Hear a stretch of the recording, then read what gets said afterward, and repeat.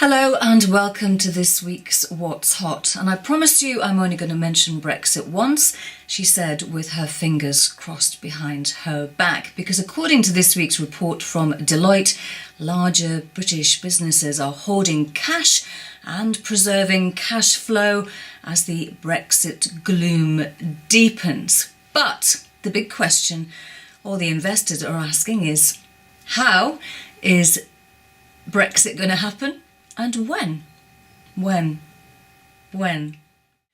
Now, the Deloitte survey is a retrospective survey, but Kia Group says its new boss is looking to the future. The construction group says new chief executive Andrew Davies is conducting a strategic review to improve cash generation and reduce leverage. The review is going to look at the allocation of resources and consider ways to further simplify the business and create a more focused company. Philip Cox also resuming the role of non-executive chairman, all part of the future-proofing Kia programme.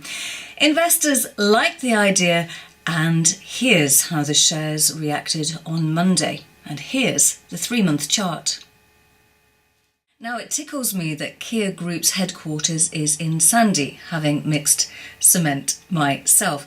Now, one of the most widely traded shares on the London South East website is in Divya, and the share was up almost 20% early week. Now, is there a sustained reversal of fortune? Well, last Wednesday, a US Department of Justice formally charged the drug maker of fraudulent marketing schemes to boost prescriptions of Suboxone, its blockbuster opioid addiction treatment.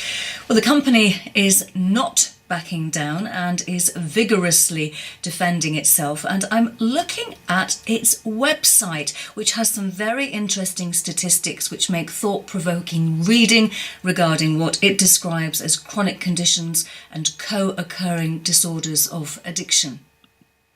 Education, and this is precisely what LSE expert blogger Rajan Dal specialises in, and I wholeheartedly recommend his latest blog, which is simply Why Risk Management is Key. And the Debenhams debacle gets an honourable mention.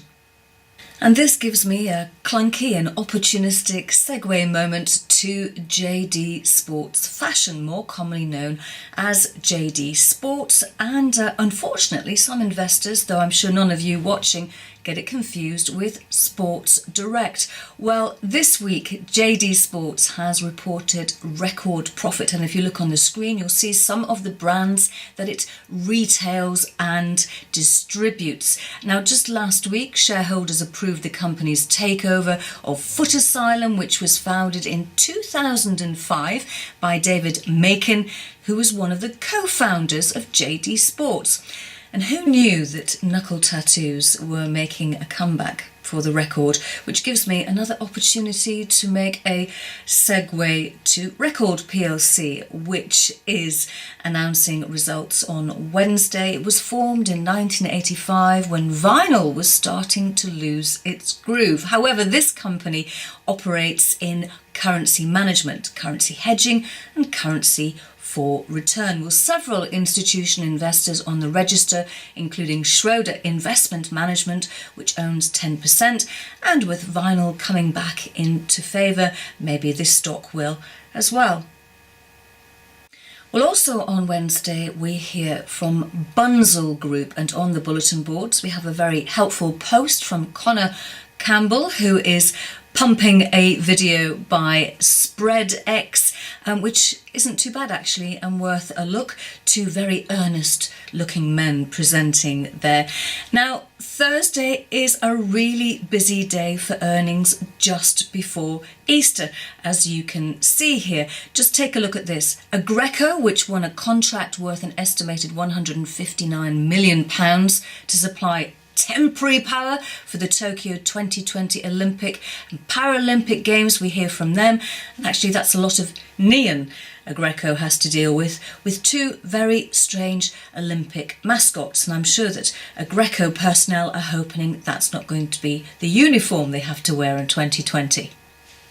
And Inmarsat is also updating the market. We've already learned that its GX Aviation in-flight broadband solution has won a Virgin Atlantic contract for Airbus planes.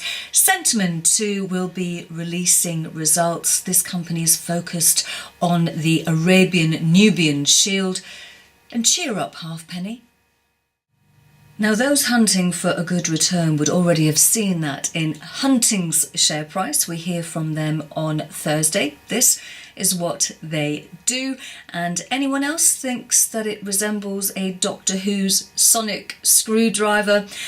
And according to the Doctor Who companion website, Series 12 will be broadcast in 2019, just in case you were worried, but it's going to be broadcast in the autumn, so unfortunately we're not going to see any Doctor Who this Easter, but I'm sure that you will still enjoy your Easter holidays regardless. And remember that rabbits, Easter bunnies are not just for Good Friday, they're for the entire Easter period.